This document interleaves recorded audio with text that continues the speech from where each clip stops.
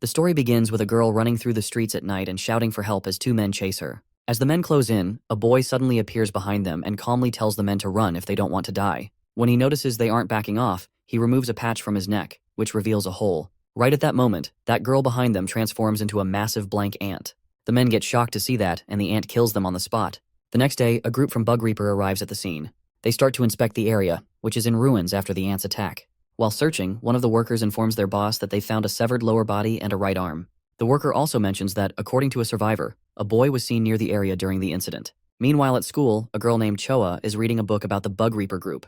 The book explains that in 2005, monsters wearing insect masks appeared in the world. They caused destruction, from physical violence to even eating people. But the most terrifying part is that these creatures live among humans, known as insectors. As she finishes reading, the teacher mentions the events from yesterday in Namandan, saying the police believe the case is linked to an insector. Hearing this, a masked girl named Seijin turns to Choa and asks if she's from that town, and they decide to go home together. While the rest of the class talks about it, a boy named Kamasan, also wearing a patch on his neck, is calmly eating snacks. The teacher then asks everyone about their assignments and orders Choa, the class president, to collect and bring them to him. After the teacher leaves, two boys approach Choa and tell her not to submit any assignments, as no one has finished theirs.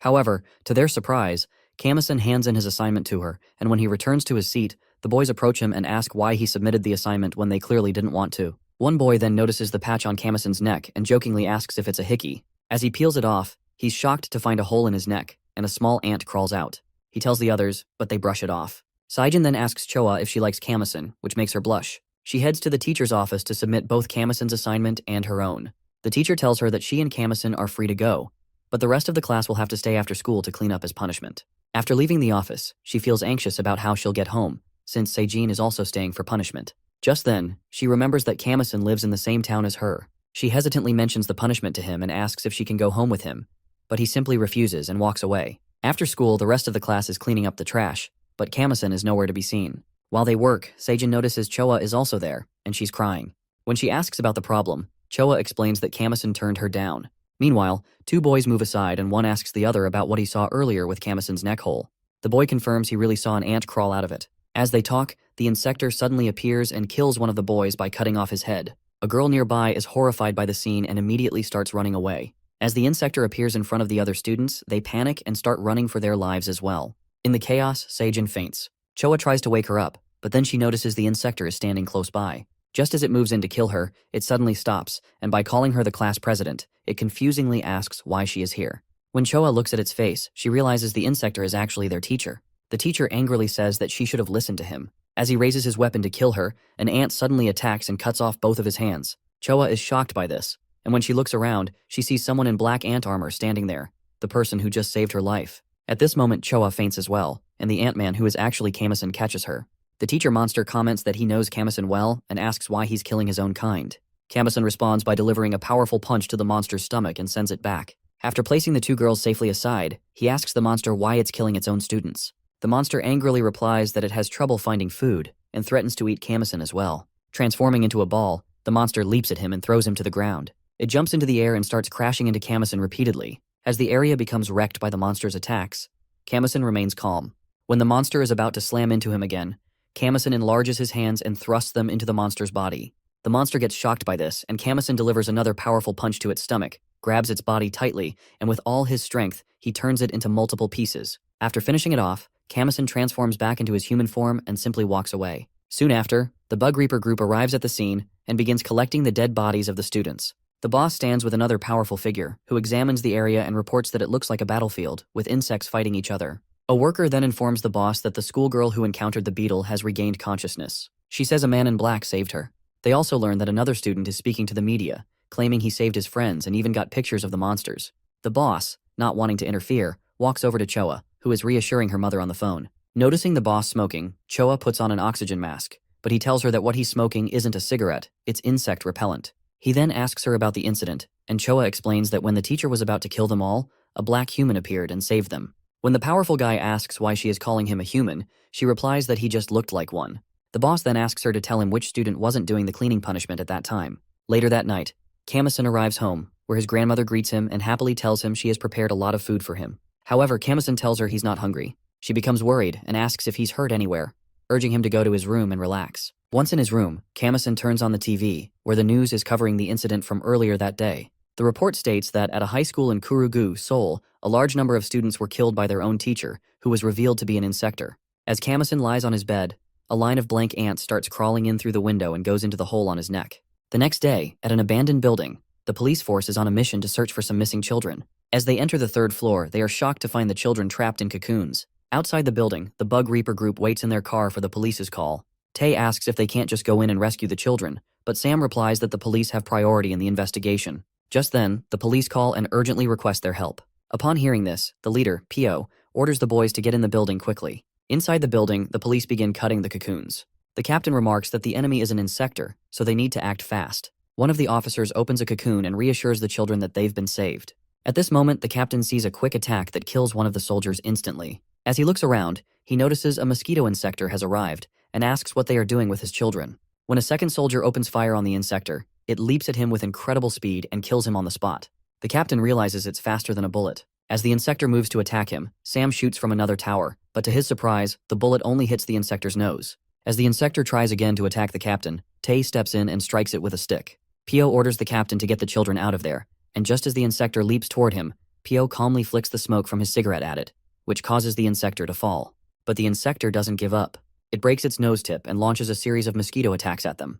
Pio quickly throws more smoke at it and saves everyone, but the insector escapes through the window. Pio orders Sam to shoot it, but before he can act, he gets injured by the swarm of mosquito attacks. The next day, Choa sits in the playground with her younger brother and his friend, reading about the school incident. She feels bad for Sejin, who had brain surgery and is refusing visitors. As she reads, her younger brother, wearing a bee mask, tries to scare her. When she stops him, he runs off. Choa comments that she hates looking after him, especially since he's not going to school. When she looks up, she sees Kamison standing nearby, holding some ice creams. He hands one to her brother, and the three of them start eating together. Suddenly, Choa's brother kicks the soccer ball, and it falls out of the playground. He tells Choa about it and quickly goes with his friend to pick it up. Choa tries to stop him, but Kamison reassures her that he'll bring him back. He arrives at the spot and sees the second kid standing there holding the soccer ball, who asks him why he's there. As Choa's brother heads back to her, the kid remarks that Kamison looks like a fellow compatriot. This kid is actually the mosquito insector from the previous day. He tells him that he was about to eat the kid, but Kamison interrupted. He warns him not to intrude on his territory again, or he'll beat him up. To his surprise, Kamison peels off the patch from his neck and suddenly transforms into Ant-Man. The mosquito insector comments that Kamison has been spreading rumors about his competitors and says that now, he will be the one to die. Saying that, the mosquito insector transforms into his original form, and by moving around Kamison, he asks if he is really that slow that he can't even see him. Pleased with his own speed, the mosquito insector keeps circling, but Kamison easily catches him midair and defeats him in an instant. Afterward, he transforms back into his human form and returns to Choa and her brother. The little boy asks for more ice cream, and Kamison happily hands him all of them by saying that he's now full. The next day, the students return to school after a week off, only to be disappointed by the notice that Class 3 has been closed. They must now sit with students from other classes. Choa apologizes to her classmates because she is no longer the class president, and moves to a different class. She glances sadly at her chat with Sejin and, looking around, mutters that even though she's in a new class, that annoying guy Nosu is still here. Meanwhile, as Nosu is causing a noise with some other boys, Yejin, the brave girl in this class, is annoyed by the noise, and by suddenly kicking him, she orders him to stay quiet. Afterward, she walks away, and Choa thinks that Yejin is much better at handling guys like him. As Yejin exits, Kamison enters the room. Seeing him, Choa calls out to him and excitedly tells him that the girl who just left is the real deal in this class. After the teacher assigns a test, Kamison still feels hungry, and Choa reassures him that they can have lunch together later. Just then, he hears a secretive voice and realizes that an insector is waiting for him. Once the test ends and the other students relax, Choa looks over at Kamison's seat, but he's gone. Kamison is actually heading toward the source of the voice. Meanwhile, Pio and Tae are on their way to the school, discussing the mosquito insector from the previous day. Suddenly, Kamison bumps into Pio but continues on his way. Both Pio and Tae reach the teacher's office, where Pio tells Choa that he's there to see the student she was supposed to introduce him to. Choa explains that the student went home because he was hungry. Tae then asks if the guy who bumped into Pio earlier was the student. Pio hands her his card, and by telling her to give it to the student, he heads to the hospital to meet Sam. Meanwhile, as Kamison reaches the spot and transforms into Ant-Man, he notices an insector standing there. He swiftly tries to attack, but the insector dodges and kicks him back. Kamison leaps forward again, landing a powerful punch to the insector's face. Confused by its movements, Kamison throws an ant attack and killing the insector on the spot. However, to his surprise, he notices threads attached to the insector. Upon inspection, he realizes it's Silk's trap. Suddenly, a bomb emerges from the insector's mouth, which explodes and sends Kamison back. At this moment, the real insector, Silk, arrives. She strictly asks Kamison if he has ever killed a fly before. Just then, another insector with a huge gun arrives and comments that the death of the fly has put them in a difficult situation, as the customers looking for young meat are now angry. He orders Silk to kill Kamison. She responds with a powerful kick to his head, but to her surprise, she realizes it's just Kamison's shell, not him. At this moment, Kamison leaps down from above with armored hands and attempts to punch Silk. The other insector opens fire, but Kamison skillfully dodges with his armored hands. As he prepares to land a punch, Silk grabs his arm with her threads from behind. Noticing the opportunity, she delivers a powerful kick and sends him to the ground. Kneeling down, Kamison faces the other insector, who points the gun at his head. Just before the shot can be fired, he orders his black ant shell to move. At this moment, Tay arrives and redirects the gun away from Kamison. Pio also shows up, and comments that these insectors are constantly crossing the line. As Pio prepares to end this, Silk suddenly launches a bomb attack at them, and both she and the insector quickly fly away. Tay tells Pio that now their priority is to capture the black ant, but when they look back, they're shocked to see he's gone as well. Tay worries that if their commander finds out they let him escape again, they'll be in serious trouble. Meanwhile, Kamison returns home and sits down to eat with his grandmother. He eats quickly because he is hungry, and after finishing his meal, he heads to his room. But his mind wanders back to the words of the insectors he killed, who mentioned that he had started killing his own kind. As he thinks about this, he removes his shirt, and that's when the black ants start biting his body from the inside, which causes him to scream out in pain. Meanwhile, in a secret location, Yejin is busy gathering human cocoons. She is actually the Silk who attacked Kamison earlier. After storing the cocoons in the locker room, she heads to her boss, another insector, who angrily complains that he needed to capture the black ant to gain the attention of the heavenly insects. But the bug reapers interfered. When Yejin removes her jacket, her boss is surprised by what he sees. He grabs her sleeve and tells her that her uniform is identical to Ant-Man's and demands to know if she knows him. She denies it, but he insists that Ant-Man is her classmate and orders her to kill him. Yejin clearly expresses that she doesn't want to do such dirty work, but the boss grabs her by the neck and reminds her that she once promised she would do anything, but now she is refusing. As he talks to her, suddenly his dog barks from outside. He looks over and sees a human boy trying to escape. Checking the camera, he asks Yejin if she forgot to lock the room. She reassures him that she didn't, and adds that she's quitting the job. At this moment, he throws a bomb at the escaping boy, which kills him instantly. Yejin is stunned by this, and he repeats that she has to kill the black ant. The next day at school, the students are having lunch. Nosu asks the chef for more sauce, but she refuses. He then notices Kamison eating a lot and feels confused.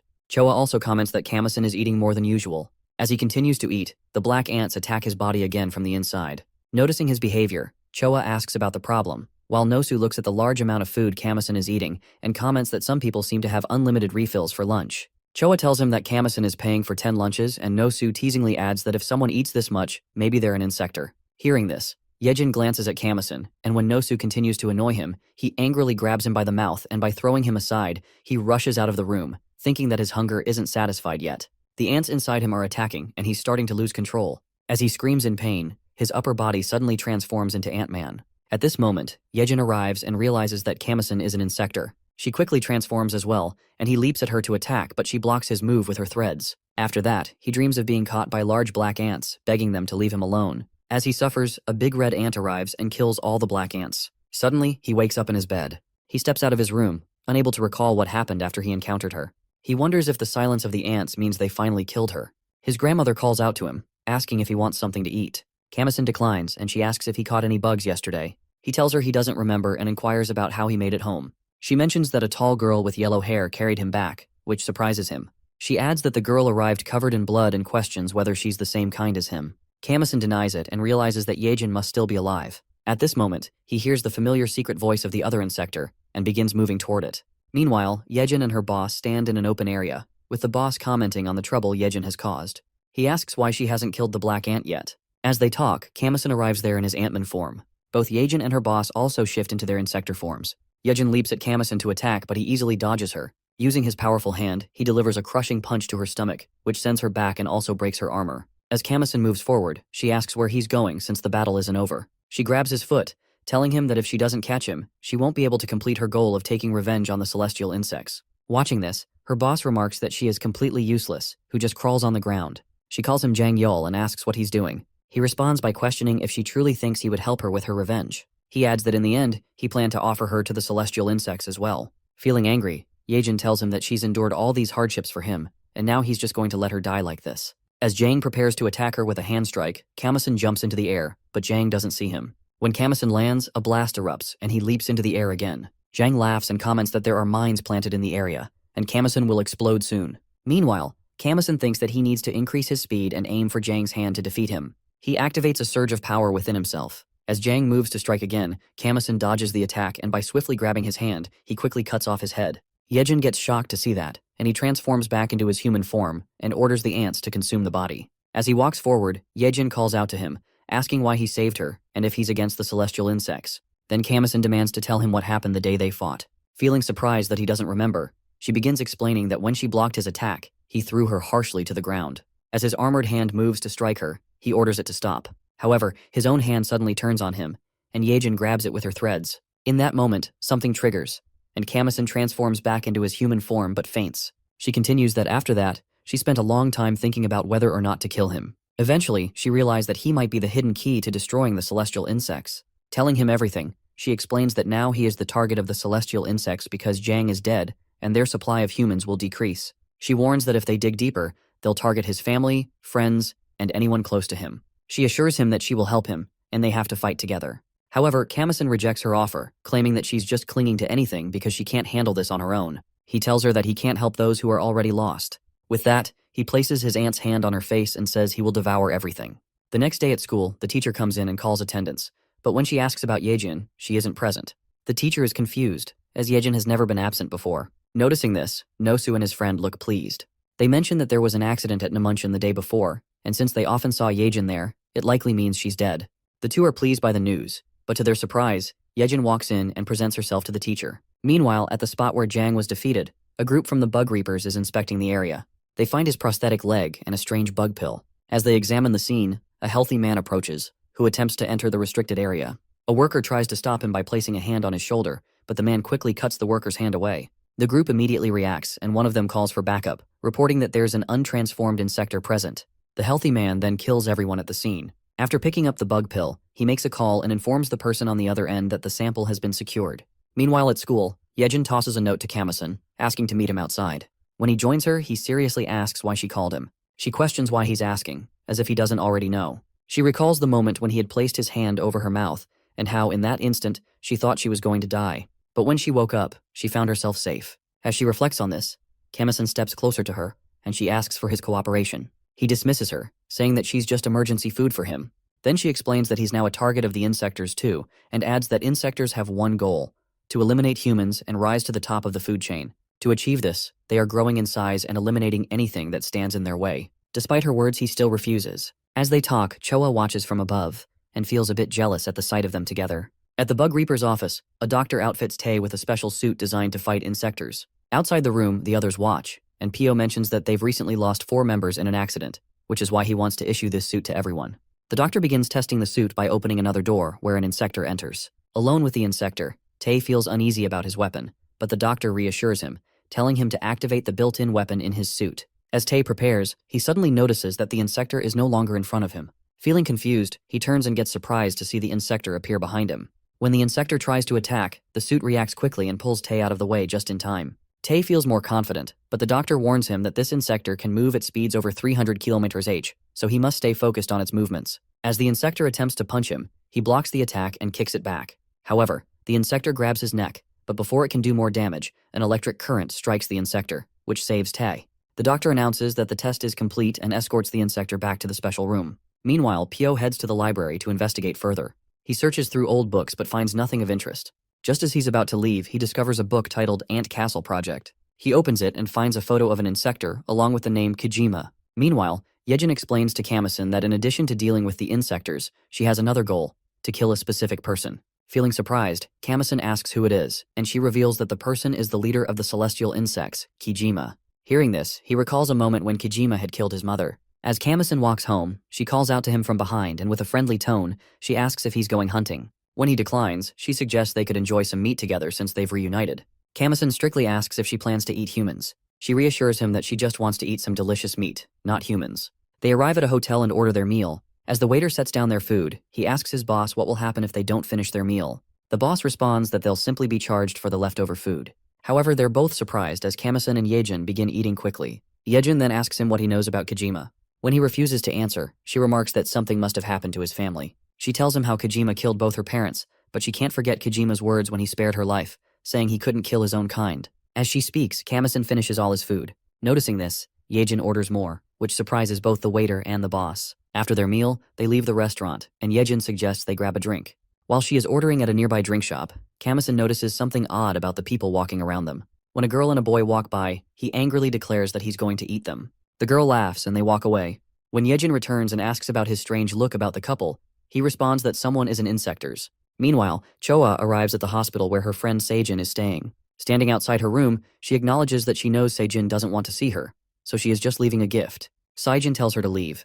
And as Choa walks away, she reflects on their past moments and also notices a beautiful girl walking down the corridor. Back in Seijin's room, she sits quietly on her bed. Suddenly the door opens and the same beautiful girl enters. She asks Seijin why she's angry, telling her that she shouldn't bottle up her feelings. She takes out a bug pill from her mouth and places it in Seijin's mouth, saying she needs to kill all the annoying humans. As soon as Seijin swallows the pill, something strange begins to happen to her, causing her to scream in pain. Meanwhile, the same boy and the girl are in the backyard, and she's amazed to see a pool. Her brother teasingly pushes her into the water and tells her that she can play as much as she wants. But when she looks up, she's confused to find him gone.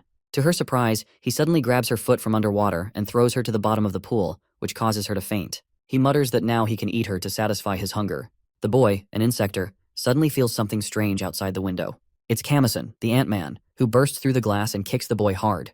The insector tries to fight back, but Yejin arrives and by using her thread magic, she ties him. She then pulls the girl out of the water and feels relieved to see that she's still alive. When the insector asks why they're interrupting his meal, Kamison moves to attack him. But Yejin stops him and suggests that capturing the insector might reveal something important. Realizing they're hunting their own kind, the insector demands to know if they're truly confident they can defeat him. Suddenly, he transforms into his insector form, Zagana, and launches powerful slashes at them, which gives some injuries to them. He mocks them that they've always hunted weaklings, so now they dare to challenge a member of the celestial insects. Zagana is actually a pond skater insect, and as Kamison and Yejin try to strike, he easily blocks their attacks with his twin swords and swiftly leaps toward Kamison to attack. Then Yejin quickly pulls Kamison out of the way of the attack. She feels confused by Zagana's movements and wonders if he has control over the water. She notes that the entire area is surrounded by water, and if she gets too close, she'll be in his deadly range. She reflects on the power of the celestial insects, realizing they are far stronger than she expected, even among the insectors. As she is thinking that, Kamison suddenly leaps towards Zagana and orders her to lay a thread across the water's surface. Despite her worries, she follows his command, and he realizes that he has to unlock the mysterious red power he gained from defeating Zhang. He moves closer to Zagana by focusing on eliminating the troublesome twin swords. The fight turns into a close combat struggle, and with swift moves, Kamison lands some punches on Zagana's ribs, causing the swords to drop. Fueling the red power, he leaps toward him for a final attack. However, to his surprise, Zagana pulls out 2 more swords from his back and delivers a powerful cross slash that cuts through Kamison's armor. Just as things are getting wrong, Yejin steps in, and by grabbing Zagana's sword with her threads, she pulls it up from his hand. Seeing the chance, Kamison swiftly grabs the sword and drives it into Zagana's chest. Zagana tries to retaliate with another slash, but Kamison blocks it with his hand and commands the ants to swarm and devour the insector, which causes Zagana to scream in pain. Suddenly, the same healthy guy who had previously killed members of the Bug Reaper group appears. He punches Kamison in the face, and by also striking Yejin, he throws his club card toward them and brings Zagana out of there. Meanwhile, Seijin returns to her town and goes to visit her friend, who is surprised to see her. Her friend asks her to move aside, but Seijin steps closer and gives her a sweet kiss on the lips, something she often does. However, this time, things are different because Seijin is now an insector, who extends a long tongue from her mouth and kills her friend on the spot. Once she's finished, the same beautiful woman who had given Seijin the bug pill in the hospital appears. She asks her about the taste of human blood as it's her first time drinking it, and Seijin comments that it's delicious. On the public train, a man stands among the crowd who is acting strangely. He feels hungry and suddenly, with his long tongue, he kills everyone on the spot. Meanwhile, Choa walks in the street on her way to school. She spots Kamison ahead, and, as she looks at his face, she's surprised to see that it's injured. As they walk together, he explains that he was in a fight, which is why he looks like this. When Choa arrives at school, she's happy to see Seijin, who looks much better now. She comments that she was so worried because she hadn't even visited her. Seijin tells her that she was trying to avoid meeting because she had gotten her hair cut. As the two chat, Kamison also comes to class, and Seijin asks her about the seat next to her. Choa mentions that it belongs to Yejin, the class leader. Meanwhile, Yejin rests at home and texts Kamison that she can't come to school because she has been to the hospital. She then looks at the card thrown by the mysterious man and wonders who he could be. At school, Nosu teases Seijin about her short hair. When he notices a cut on the back of her head, he's surprised but continues to tease her. As Seijin starts to get angry and her insector side begins to emerge, Choa suddenly punches Nosu in the face and tells him to apologize to Seijin for his behavior. Nosu agrees and quickly walks away. Meanwhile, Kamison senses something strange in Seijin's energy and thinks it's too unstable for her to be an insector. Back on the train, the man who killed all the passengers transforms into his larva insector form. At this moment, two brothers of the Bug Reaper group, Ko and Ro, arrive and are shocked by the size of the larva insector. Ro says they need to capture it and take it to headquarters so the doctor can investigate it. As they talk, the insector suddenly attempts to attack Ro, but Ko quickly throws a liquid at its face and shoots it in the head. However, the insector doesn't go down, and it strikes Ro with its tail. Ko angrily grabs the insector and comments that he's much stronger than his brother and throws it away. Noticing the opportunity, Ro leaps at the insector and swiftly cuts it away. As the insector dies, Ko says they still need to bring it back to headquarters, but Ro has already killed it. Just then, a small bug pill emerges from the insector's body and crawls into Ro's head. Afterward, the brothers arrive at the Bug Reaper group's headquarters, carrying the large larva. As they talk about Dr. Man, Tay and Sam call out to them from a corner. They mention hearing about the larva capture but tease the brothers that it's too bad they were the first to catch it. Ro steps forward with an unusual attitude, surprising Tay with his sudden behavior. Meanwhile, the doctors begin inspecting the large insector and discover the small larva inside it.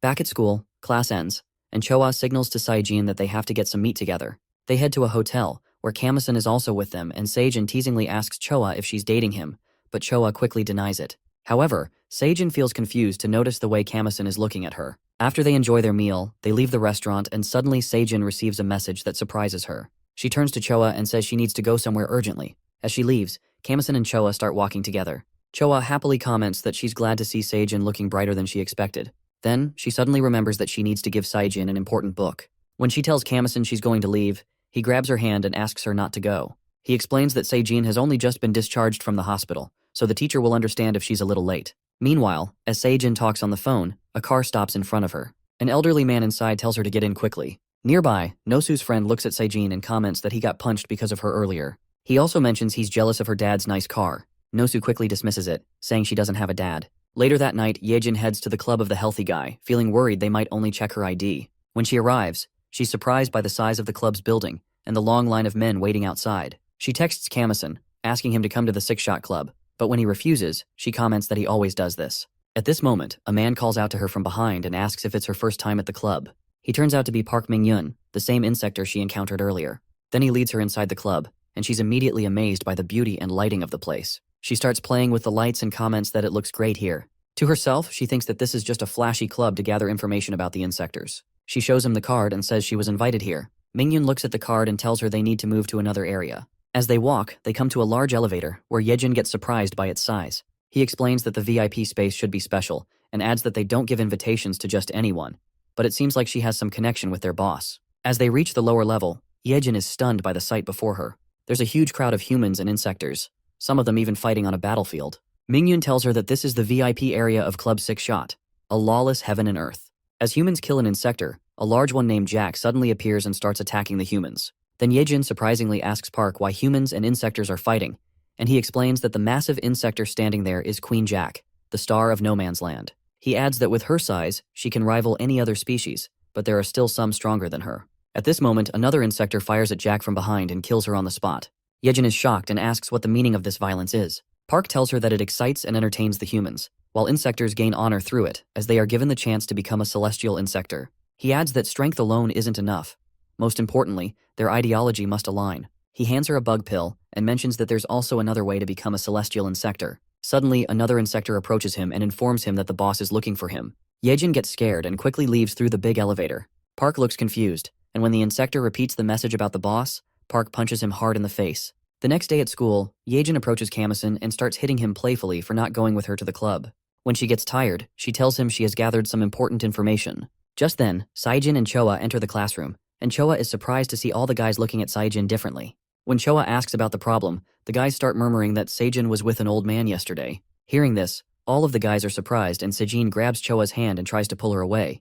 But before they can leave, Nosu approaches and begins teasing her. He mentions that his friend told him Seijin's dad picked her up in the car yesterday. Then, he remembers that Seijin doesn't have a dad. He adds that he was concerned when he saw the old man's expressions, so he quickly took a taxi and followed them. He even shows a picture of Seijin entering a hotel with the old man. As Nosu continues to irritate her, Yejin turns to Kamasan and says they need to teach him a lesson again. But before they can act, Kamasan suddenly senses something strange coming from the insector. Choa steps forward to punch Nosu, but Seijin stops her and by taking her outside the classroom, she gently reassures her that she'll handle it herself. She closes the classroom door, but Nosu warns her that he'll report her to the school violence committee if she hits him again. Suddenly she starts laughing, which confuses the guys, and Nosu's friend mockingly apologizes to her. But he gets stunned when Seijin begins to transform into an insector. She punches him hard, and the entire class starts running for the door, but she blocks their way with her large hand. Looking at it all, Yejin turns to Kamison and asks if they should do something, but he rejects it because it's not a good idea with so many people watching. Then Seijin orders Nosu to step forward from where he's hiding among the others. Nervously, he approaches her, but she quickly grabs his neck with her long hand and angrily tells him that it's his fault her dream was shattered, because he's the one who pushed her down when the teacher insector attacked them before. As she's about to kill him with her long tongue, Kamison stops her and asks what she'll say to Choa if she kills Nosu. Meanwhile, Nosu orders his companions to report to the Bug Reaper, but when they don't move, he turns to Kamison and gives the same order. Hearing this, Seijin releases Nosu, and by remembering some past moments, she adds that even if she kills him now, she won't feel guilty. She pulls out some bug pills from her bag and tells him that she will make him feel the same pain she experienced. As she puts the pills into his mouth, he suddenly starts screaming in pain, and his body transforms into a bug insector, which shocks everyone. Seeing this, Yejin remembers the moment when Park had handed her the same bug pills, and she understands their purpose. Sitting by the window, Seijin comments that Nosu now completely resembles a bug. Just then, a teacher and Choa knock on the door. Seijin mutters that she doesn't want Choa to see her like this, and that she hates humans. With that, she jumps out of the window and quickly leaves the scene. As Choa and the teacher manage to push the door open, they are shocked to find a huge insector standing before them. The guy who was unconscious wakes up and comments that the insector is actually Seijin. He quickly grabs his phone, intending to report this to the Bug Reaper group. However, before he can make the call, Choa stops him. Meanwhile, Nosu looks at his reflection in the mirror and is horrified to see that he has completely transformed into an insector. Because of fear of the Bug Reaper group, he quickly jumps out of the window and escapes. From behind, Choa feels sad for her friend, while Kamison and Yejin head in the direction where Seijin went. As they run through the streets, Yejin remarks that she believes Seijin is connected to Cheonjung. She points out that the medicine she gave Nosu is the same as what she received from the Six-Shot Club. They both agree that they've placed an ant and a thread on her, so they can track her movements. In some time, they reach the location where they find Seijin. They ask her to talk for a moment, but before she can respond, the same woman named Hannah appears. She hugs Seijin tightly and says that there's one thing she hates in this world: when someone touches what belongs to her. Hearing this, Yejin responds that she doesn't understand what Hannah is talking about, but they're just here to talk to Seijin. Suddenly, Hannah leaps forward to kick Yejin, but Kamison pushes her aside and takes the kick himself. As Hannah prepares to punch Yejin, she stops and gently sucks her ear. Yejin tries to strike her, but Hannah swiftly moves out of the way, revealing that she's an insector. In response, Yejin transforms into her insector form and attempts to attack, but Hannah easily dodges her strike. Turning to Kamison, she sees he has also transformed into his insector form and leaps toward her to punch her. But Hannah quickly sidesteps and says that they won't catch her with such predictable moves because disappearing in front of their eyes is her specialty. Meanwhile, Seijin is shocked to see that her friend Kamison is also an insector. Kamison jumps at Hannah again, aiming a powerful punch with his large hand, while Yejin casts a star trap around her using thread magic. However, both attacks have no effect on Hannah. She quickly forms a large injection in her hand and drives it into Kamison's stomach. Seeing his blood, she gets surprised to find it's red. Just as Yejin leaps toward her, Hannah redirects the injection attack and strikes her arm instead. Yejin is confused because neither attack seems to affect them, but then the areas where Hannah injected them begin to swell. A blast erupts, causing their armor to shatter. As Hannah prepares to strike them again, Seijin steps in between and quickly lies that there are customers who wanted to know about the medicine. Hearing this, Hannah immediately stops, and by showing them the same bug pill, she explains that it is a special medicine that grants insectors great power when consumed. She adds that if a human takes it, they will transform into a mutant larva, and if they eat larva, the effect will be doubled. Both Kamison and Yejin are shocked by this information. As two humans pass by, Hannah calls one of them over to demonstrate. She places the bug pill in the boy's mouth, and within moments, his body begins to transform into a large larva. The other boy becomes scared to see this, and Yejin is also shocked to see it happen once again. Hannah explains that it's a gift for them, as consuming the bug pill will make them stronger.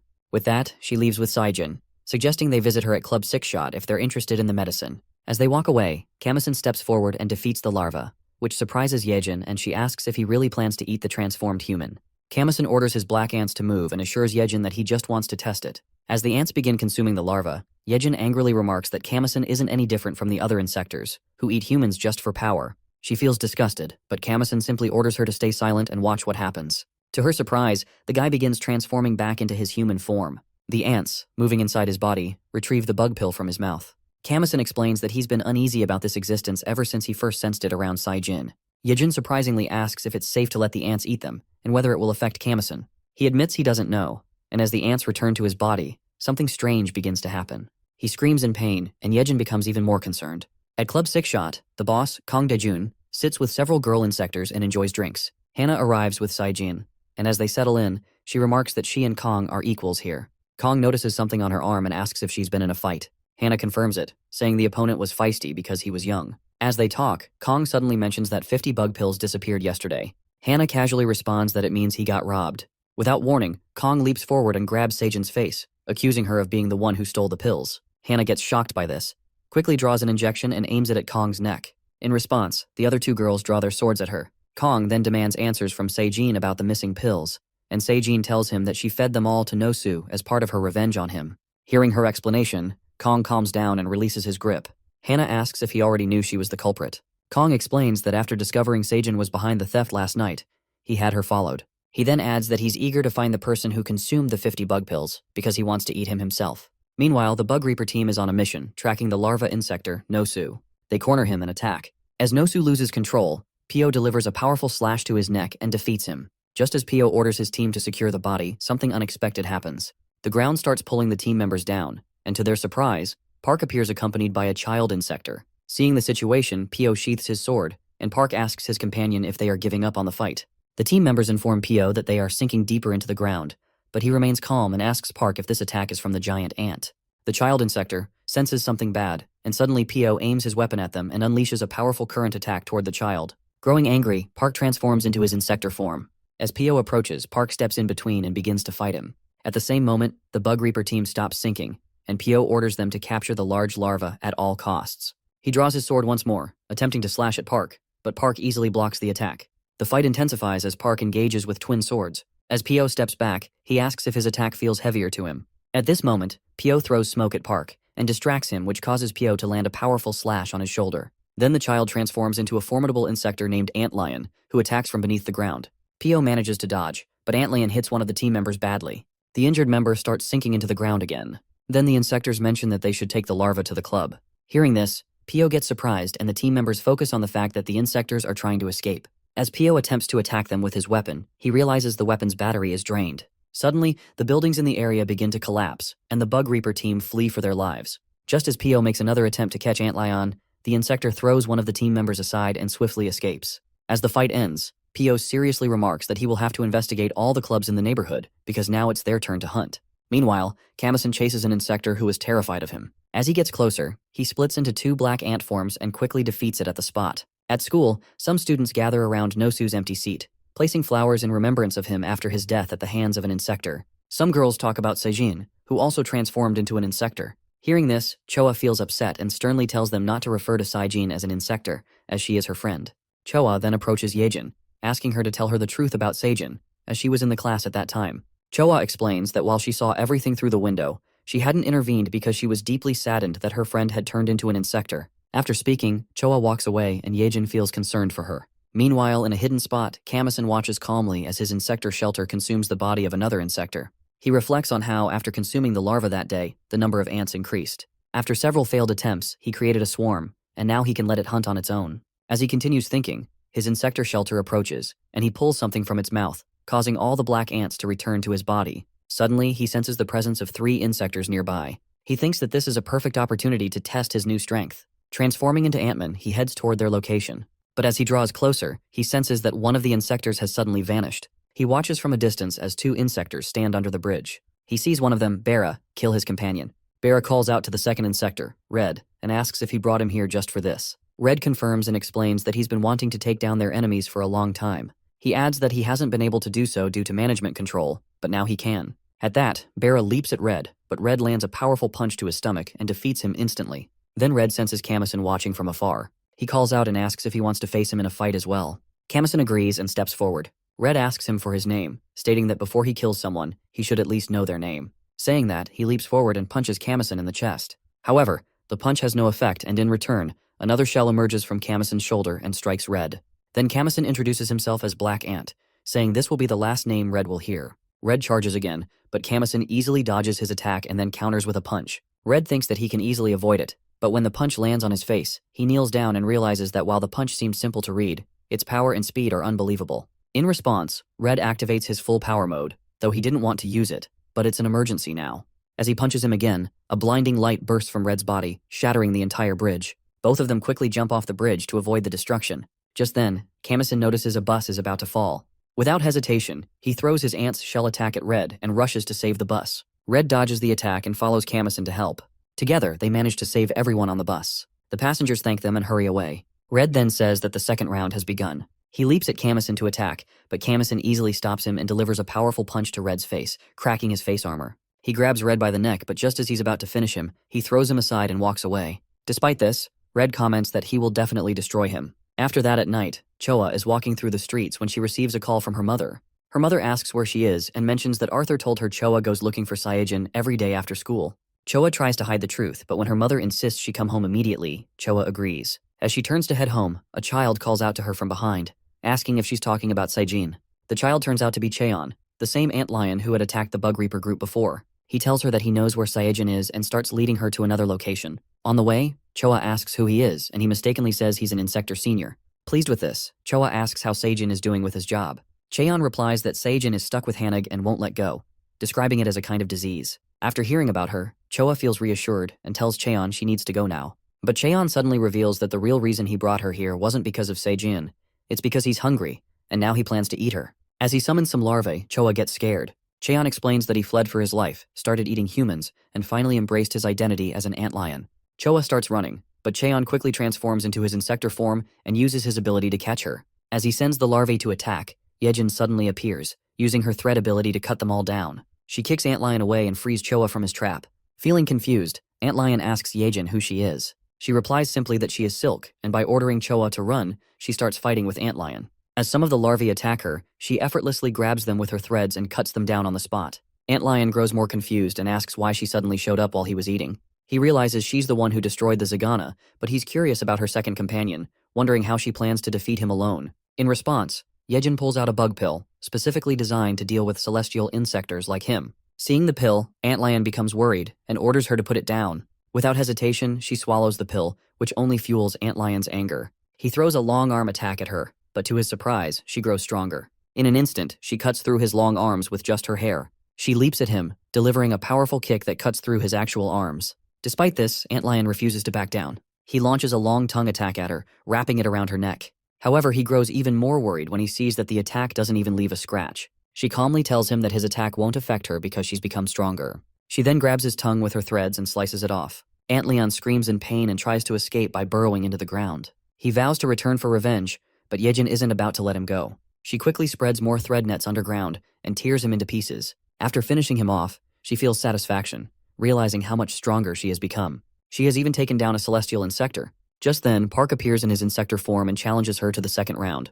Yejin feels a bit scared at first, noticing Kamison isn't with her, but she quickly reassures herself, knowing that with her new powers, she can handle this fight on her own. With that thought, she quickly leaps at him, launching a hair attack and declaring that she'll take care of him now. Park tries to block the attack with his twin swords, but the force of her hair shatters both swords instantly. He realizes that if he lets his guard down, he could die right here. He draws his other twin swords and mutters that the effects of the drug are starting to end.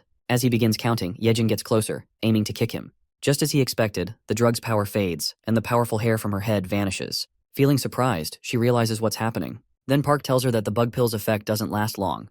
By putting the sword on his neck, he orders her to come with him quietly. Meanwhile, Kamison is sitting at home with his grandmother and watching TV. Suddenly he receives a message from Cheo, who asks him if he will be going to school tomorrow. Kamison thinks about it for a moment and decides he's still not good at controlling the swarm, so he doesn't need to go. He then texts Yejin, asking about her. Meanwhile, Yejin is at Club Sixshot, where Park has brought her. A group of insectors is beating her badly. As Park watches, he recognizes her as the same girl who came to the club the other day. He then hears a sound coming from her purse. He checks her phone and sees a message from Black Ant. Back at Kamison's house, he tells his grandmother that he's heading to bed and won't be going to school tomorrow. As he checks his phone, he notices a new message with a photo. Feeling surprised, he sees a picture of Yejin's broken helmet, with a Club Sixshot card placed on it. At the club, Park approaches Yejin, who is locked in a cage after the fight, and asks why she's so weak. He notes that the bug pills are gone because another girl took them all. Then he asks her why she's doing all this. Yejin replies that her goal is insect extermination. Park is surprised by her answer but adds that he spared her because, in the end, they're all the same. He tells her that the next match will start soon, and it's a special one for her, so she needs to get ready. Meanwhile, in the battleground, the referee, Jaja, begins announcing the match. He explains that 10 participants will enter the ring, but only one will survive. He first introduces the protagonist of this match, Yejin. As she enters, Jaja explains the rules.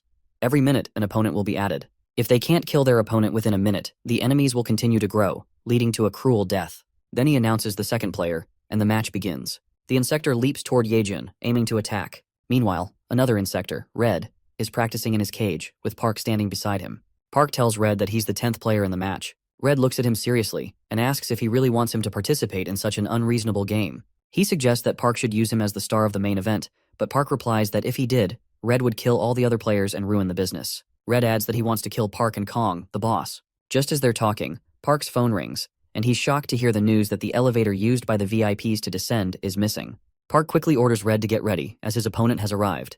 Meanwhile, in the battleground, the referee is surprised to see that Yejin has easily defeated her fourth opponent. He quickly announces that the fifth contestant, Queen Jack, has arrived. Jack attacks with swift moves, overpowering Yejin and throwing her to the ground. As Yejin grows exhausted, 3 more contestants appear and surround her. Just as a minute passes, the referee prepares to call in the 9th player. However, to his shock, the head of the 9th player is suddenly cut off in front of him. Then Kamison enters the arena in his powerful insector form. The referee strictly asks who he is, commenting that unregistered players aren't allowed to fight.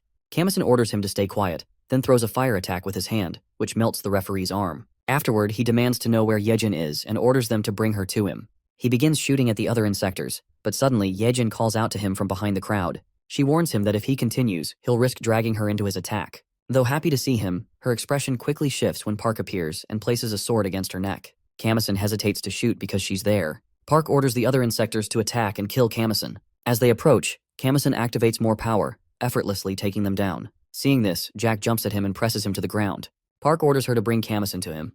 However, to his surprise, Jack's body suddenly bursts into pieces, and Kamison emerges from it. Realizing that Kamison has grown stronger, Park asks if he's consumed any larvae. Kamison orders him to hand over Yejin, calling her his emergency food. Meanwhile, the crowd grows furious at Park, demanding their money back since all the insectors are dead, and they had placed bets on them. Park angrily tells them he will return their money, but only if they place even bigger bets. Kamison realizes that Park intends to fight him alone now, and he confidently declares he will finish him quickly. However, Park tells him that he's not his true opponent. The real opponent is behind him, the 10th player of the battle. Kamison turns around and sees Red, the same opponent he fought earlier. He asks if he is seeking revenge, and Red confirms it before leaping at him to attack. But to his surprise, Red changes direction midair and lands a powerful punch directly on Park's face instead. Kamison feels confused about this, and Red tells him that he has observed everything from above and assures him he can leave now. He promises to handle Park on his own. Kamison agrees, and by grabbing Yejin, he quickly heads out. Behind them, Park transforms into his insector form and begins battling Red. As Kamison rushes with Yejin, she asks how he managed to get down here without the keycard.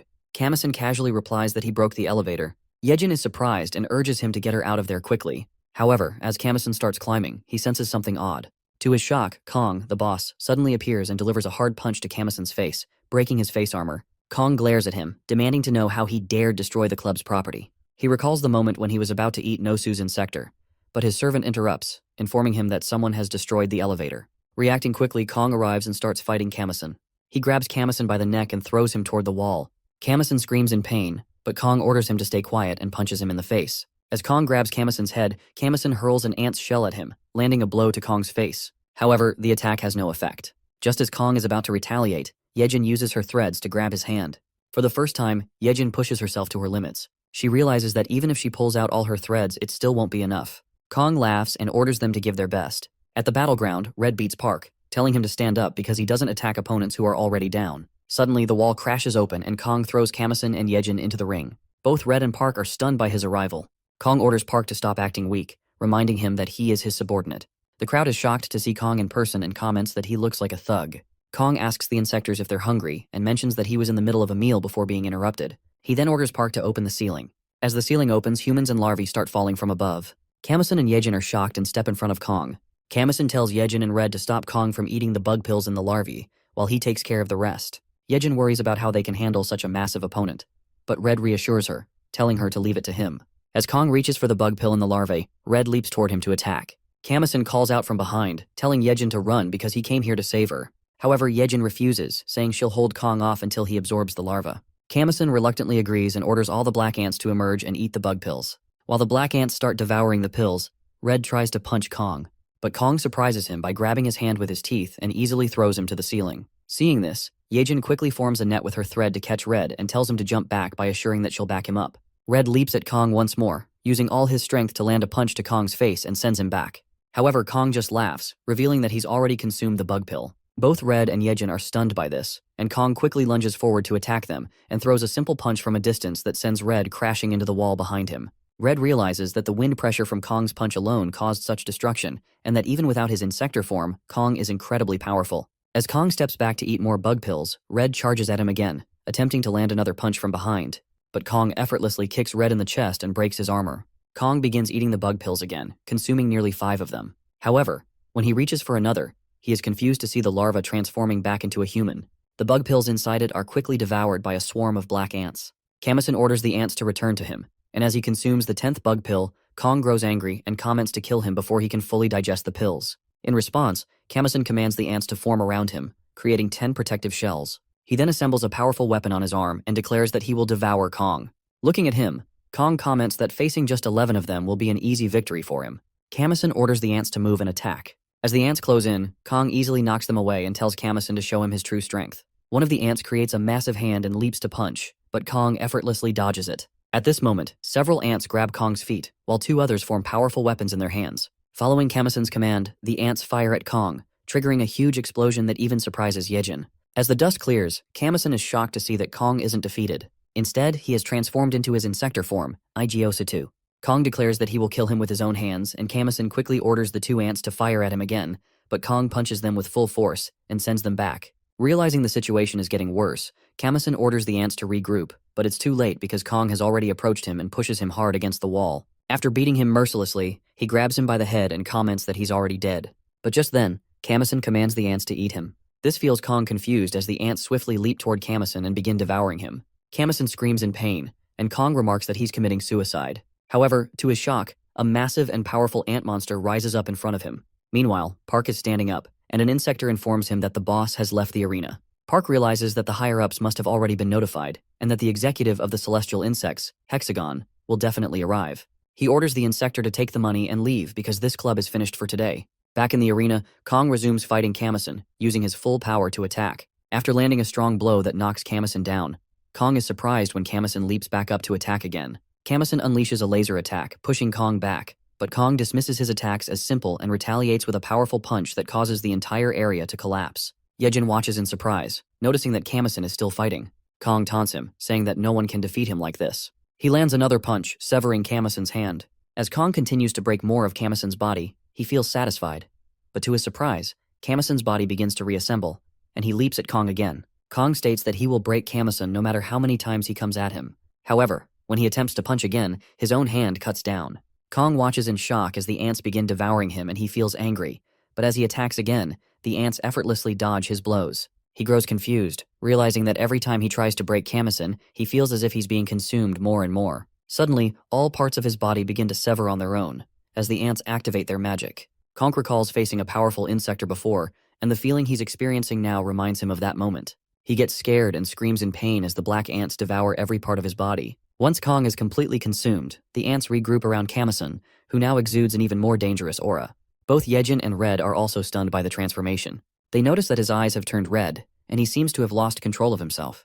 Kamison grabs both of them and threatens to eat them. In response, Red punches him and Yejin desperately urges him to regain his senses. However, Kamison releases a swarm of ants toward them. As the ants begin their magic outside, inside Kamison's body, the real Kamison is kneeling before a group of black ants. He watches in surprise as a red ant appears and kills the black ants, telling Kamison that he must live. This revelation snaps Kamison back to reality, and something strange begins to happen to his body. Both Yejin and Red are confused, as the ants that had been attacking them begin to retreat. Kamison screams as his body transforms back into its human form, though he is badly injured. Yejin quickly rushes to him, and by holding him in her arms, she notices that he's crying and calling out for his mother. She hands him to Red and urges him that they need to leave because the area is about to collapse. As they begin to move, Park and another man appear from behind. Seeing the man, Red immediately tells Yejin to take Kamison away because the man is strong. The man comments that he has something to say, but before he can continue, Park suddenly leaps at Kamison to attack. In response, the man swiftly grabs Park and slams him into the wall, asking if he plans to attack like that.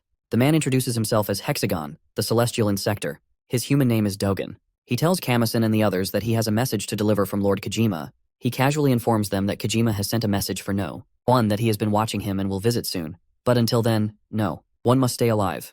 Both Red and Yejin are puzzled, and Yejin asks if Dogen is also a celestial insector. He explains that there are 6 powerful men who serve as the executives of the celestial insects, known as the 6 legs that support Kojima. He adds that Kong had the potential to reach this position, but now, this is what has happened. Yejin is shocked to learn that Dogen is stronger than Kong, and there are 6 others like him besides Kojima. Dogen continues that there's no need for a bug like Kong who goes against Lord Kojima's will. He explains that insectors are the product of a superior evolution, only granted to the chosen ones. According to Dogen, Lord Kojima's plan is to elevate the insectors to the top of the food chain, with the celestial insects leading the way. He dismisses Kong as just another bug in the grand scheme of things. He reveals that the celestial insects are at war with humans, and their goal is nothing less than the extermination of humanity. He tells them that he could kill them now, but first asks if they would join the celestial insects. Both Yejin and Red are shocked by the offer and quickly reject it. Dogen laughs, then tosses Park in front of them, commenting that it's a reward for them. He adds that Kojima mentioned that someone in their group needs to eat insectors to survive. With that, he activates his power and swiftly disappears. Red comments that the celestial insects are incredibly powerful and tells Yejin that they need to leave immediately. They make their way out, carrying Kamison and Park with them. As they move, Yejin looks at Park and asks Red why he brought him along. Red simply replies that he wants Park to be his punching bag. While they're talking, the Bug Reaper group suddenly appears. Reacting quickly, Yejin puts on a thread mask for both of them, and they hurry to escape. Some of the Bug Reapers fire at them, but Red blocks the shots and lands a powerful punch, sending them back. Meanwhile, the group informs Sam, who is standing outside the club, that the insectors are emerging. Sam focuses, but to his surprise, the insectors break through the wall and quickly fly away. Sam tries to fire at them, but he's too late. Then they report to Pio, informing him that one insector has been captured. Pio realizes that they're one step behind again. At this moment, he's in an executive meeting with several powerful individuals, and by apologizing for the delay, he begins the meeting. As the group discusses Pio and Jin, noting that many attacks in the area have happened because of them, Jin explains that he called this meeting to come up with a plan to prevent future casualties. Another member, Woon, begins teasing Jin about a past incident, but before their conversation can go any further, Yan interrupts. She comments that they need to wrap up the meeting quickly, as she's feeling sleepy. Pio agrees with her, adding that, as everyone has pointed out, they've been constantly defeated by the bugs. However, today's meeting isn't about reflecting on past losses. He explains that they are here to prepare for the possibility of a bug invasion and an all-out war. He notes that the bugs have been acting strangely lately. Initially, they appeared to be moving alone, but now they seem to be organizing into groups, centered around strong and intelligent individuals. They've formed a group called the Celestial Insects, and it looks like they have a systematic organization. Pio says that to stand a chance against the insectors, they need a countermeasure. He then places a book called Ant Castle Project on the table, something he obtained earlier. The group starts looking at the pictures in the book, and Pio begins to explain its contents. Suddenly, Dr. Man enters and tells him to stop flipping through the book, as it holds a personally painful story for him. He adds that the book belongs to his disciple, and when Pio asks if he was directly involved in the project, Man replies that he only observed from the sidelines. He explains that the Ant Castle Project was a top-secret initiative carried out when the Bug Reaper team was still a research group. It was designed to create a countermeasure against the insectors. The research was successful, and 3 versions of the insect countermeasure were developed. Then one day, a mysterious explosion occurred, destroying everything in the lab.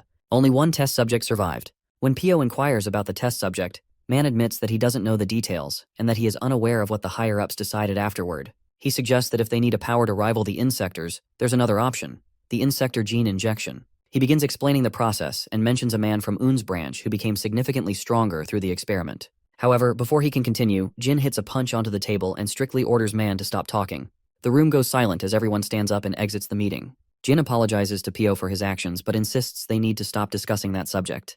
Meanwhile, at Bug Reaper Branch B, Ro kills his own brother Ko, because he too is an insector. Afterward, he opens the door and greets a special presence, saying he's been waiting for him. The presence is none other than the powerful Master Kojima. As he enters, Ro bows before him and asks to be awakened. Without a word, Kojima grabs him by the head and crushes it. The other Bug Reaper workers rush in to confront Kojima, but their bullets have no effect on him. He calmly demands to know the location of someone, and with a swift move, he slices them all and begins destroying everything in sight. Meanwhile, Pio, Tae, and Jin are on their way back after learning that Ko is still alive. They receive news that a single insector is destroying the area named Kojima. Getting shocked, the 3 hurry to the scene. When they arrive, they witness the building being blasted. Then Kojima emerges from it, looking disappointed because he couldn't find the person he came for. Seeing him, Pio and Jin quickly draw their weapons and charge at him. Meanwhile, Yejin and Kamison are at Red's home. She's impressed by his room, which is filled with medals and trophies from his achievements. At this moment, Red enters the room in his human form after taking the bath. His real name is Sung. They move toward the sofa where Kamison is still unconscious. Suddenly, a group of black ants crawls across the floor, causing Sung to quickly jump on the sofa. He asks Yejin if she wants him to call a cab for Kamison, but she declines, explaining that Kamison lives with his grandmother, and if he shows up like this again, she might have a heart attack. Yejin then shifts to a more serious topic, mentioning that the message Kijima left was likely intended for Kamasan. She expresses concern, noting that the look in Kamison's eyes when he thought about Kojima showed a strong desire for revenge. Meanwhile, as Jin and Pyo attack Kojima, their strikes have no effect. In response, Kojima launches a small attack that pushes them both back. Jin notices the presence of ants inside Kojima and throws an axe at him. When the axe strikes Kojima's body, Jin quickly leaps forward and delivers another axe blow to the same spot, causing only a small amount of blood to spill. Feeling surprised, Jin asks if Kojima is really an insector, then continues slashing at him. Kojima calmly responds that his body is that of the king of the insectors. He steps forward toward Pyo and Jin cuts his arm off. However, Kojima doesn't stop and remarks that humans have their limits. He then approaches Pyo, asking if he knows about the case. Pyo answers that the case is classified and asks what he plans to do with it. Kojima explains that the case contains a power that, if obtained, will make the insectors immortal. Just as he speaks, Tae charges at him with a car, but Kojima effortlessly slices the car in half. Tae assures Pyo that he will handle this guy, so he has to escape with Jin. Then Sam arrives in a helicopter and fires a rocket launcher at Kojima, creating a huge explosion. He orders Pyo and Jin to get in quickly, however they are shocked to see that Kojima is still alive. Meanwhile, at school, only Kamison and Yejin are in the classroom, as everyone else is on a school trip. Yejin mentions that she also wants to go on the trip. When Kamison asks how to get there, she asks for his phone. Afterward, they leave the school, and Yejin assures him that they can reach Pohang faster than anyone else. Just then, Sung arrives in his car to pick them up. Yejin is impressed, and they get into the car, ready to head to the school trip. Kamasan texts his grandmother to let her know he's going to Pohang.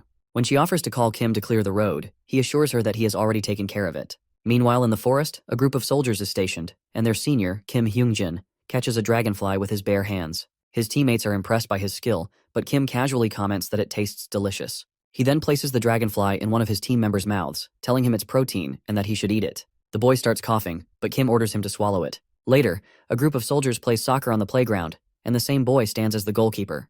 He begins to feel cold, and when the ball comes toward him, he fails to stop it. One of the other soldiers starts beating him for the mistake. Soon after, all the soldiers gather on the field in front of their captain. The captain asks about their condition and if anyone is sick. The soldiers assure him everything is fine, but then he notices the same boy, shaking because of the cold. He sees the boy's injured face and asks about the problem. The boy lies that he simply fell while playing soccer. Later, while the boy is standing at his duty position, Kim approaches him to apologize for his previous behavior. However, when he notices the boy isn't responding, he becomes frustrated. The dragonfly the boy ate earlier is beginning to take effect, and the boy starts transforming into an insector. Kim is horrified when he sees the boy's new form, and before he can react, the boy kills him on the spot. Meanwhile, a school bus full of students is on a trip, with Choa sitting inside. The news on the TV reports the explosion at the Bug Reaper branch, but the students are enjoying themselves. One of the students offers Choa a lollipop, but she punches him in the face and breaks his teeth. As she bends down to pick up the lollipop, something strange happens. The same soldier who had transformed into an insector earlier appears outside the bus and opens fire, killing all the students. However, because Choa is bent down, she avoids the bullets. Meanwhile, as Kamison and the others make their way, Sung asks when they first transformed into insectors. He starts by sharing his own story and explains that he began boxing because of his natural athleticism and quickly became the rookie king. One day, he got into a fight with a tough guy from Incheon and beat him badly. The next day, the guy's gang came after him, and he ended up getting badly beaten. At that moment, his emotions took over, and he lost control, so he transformed into an insector. He adds that he was confused at first about why he transformed into a ladybug. He then asked Hannah, who was making the larvae drug at the time, for an explanation. She told him that in a lifetime, humans unknowingly consume about 100 different kinds of insects, and the genes of a special individual that haven't been fully absorbed into the body can infiltrate. After finishing his story, Yejin starts to explain her own experience. She tells them that while driving back from helping her dad with farm work, she was looking out the car window when a bug flew into her mouth. A few months later, on the day her parents were killed by Kojima, she also awakened as an insector. Then they ask Kamison about his first awakening, but he lies that he doesn't remember anything because he was too young. As they approach the location, they notice cars turning around and see a lot of soldiers gathered. Sung asks one of the soldiers about the situation, and the soldier tells them to turn back, as an operation is underway ahead. Suddenly, Kamison orders Yejin and Sung to keep moving forward because there is an insector up ahead. Sung agrees, lying to the soldier that they are turning around, and then quickly speeds up the car forward. Meanwhile, at the danger zone, the soldiers are fighting a dragonfly insector. After easily defeating them, the insector begins picking up the soldiers' ammunition and grenades. A soldier calls for backup, reporting that the first platoon has been wiped out. At this moment, the Bug Reaper group arrives and reassures the soldier that they will handle the situation. Nan, the branch manager, steps forward with her team, ready to take on the insector with her skills. When the soldier insector assay attempts to fire at Nan, her companions rush in to protect her, launching a powerful current attack that forces him to push back. Noticing the opportunity, Nan leaps forward and lands a series of strong punches to his face. As he begins to lose control, she orders her companions to capture him alive and take him to the branch, where he might still have some consciousness. But before they can react, Ase recalls a moment when Kim gave him a dragonfly. In an instant, he transforms his hand into a weapon and launches a deadly attack with the dragonflies, which kills Nan's companions on the spot. She gets stunned, and Ase commands his dragonflies to attack her, but she responds by unleashing another burst of electricity which kills them all. To her surprise, Ase begins to flee. She tries to strike him from behind but fails, so she immediately starts chasing him. Meanwhile, Yejin and Sung arrive at the bus, but when they look inside, they find it empty. Sung asks the police officer about it, and the man explains that the bus was already empty when they arrived. He also adds that there's no record of anyone being taken to the hospital. After hearing this, Yejin calls Kamasan, who is chasing Ase as well. When he asks about the students, she tells him that they're all gone. She explains that since everyone is missing, it's clear they've been hidden away to be used as food. In response, Kamasan shifts into his Ant-Man form and leaps forward to track down Ase.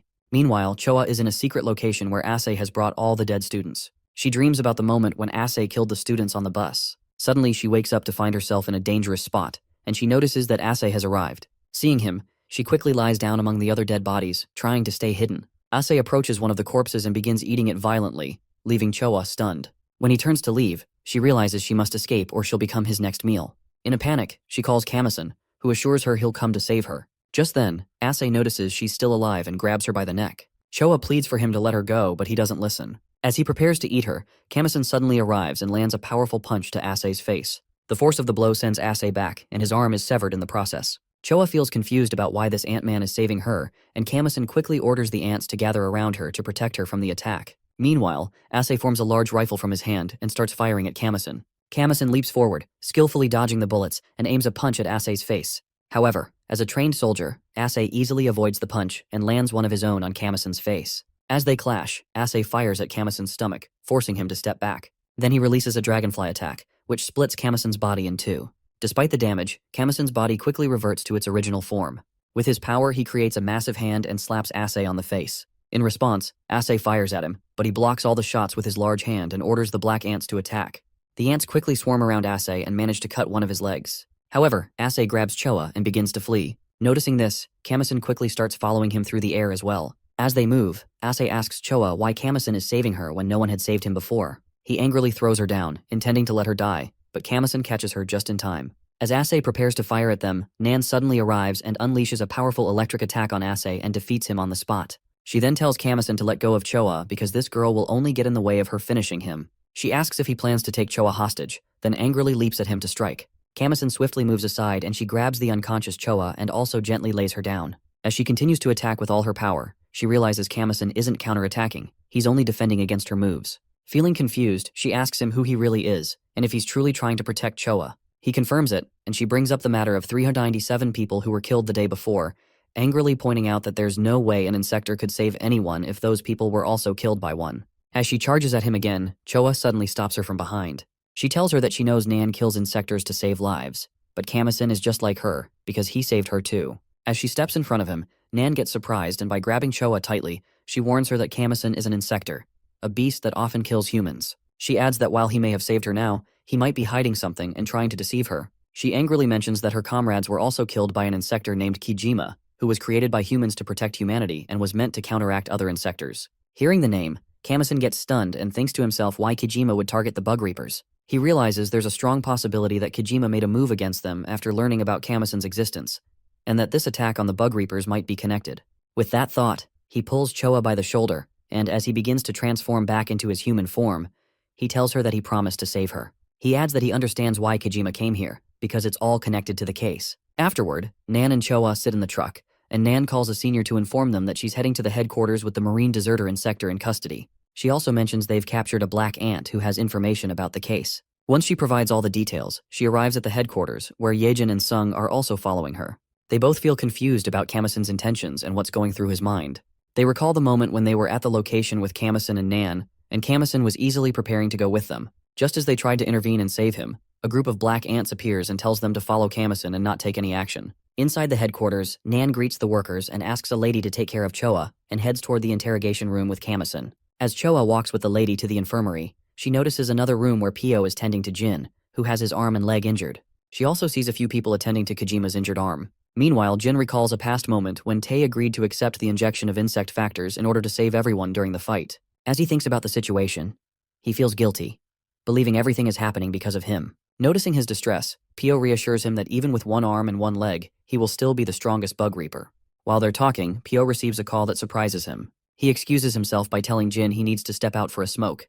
He heads to Nan and asks about the student she brought. She explains that this person knows Kojima's goal and the ant castle project Pio had mentioned. She reveals that he's the first product of the black ant experiment. Pio gets surprised by the news and they bring the student to the interrogation room, where everyone is watching through the glass. As they observe, Pio reflects on an image from a book, and Kamison comments that Kojima, who is known as the king of insectors, also knows he's a product of the same project.